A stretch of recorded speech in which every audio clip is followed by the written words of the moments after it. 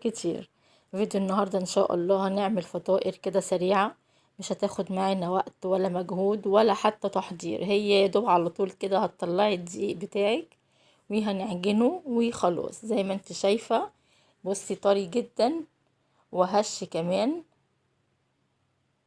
وسريع، زي ما قلتلك سريع التحضير. ده من نص كيلو دقيق عملنا 4 فطاير حلوين، حجمهم وسط زي ما انت شايفة. بصي اهي مورقة وخطيرة رغم ان هي مفرودة، يعني بطريقة سهلة جدا وكمان سريعة، مفيهاش اي حاجة صعبة خالص. يلا نشوف بقى طريقتنا ومقاديرنا على طول.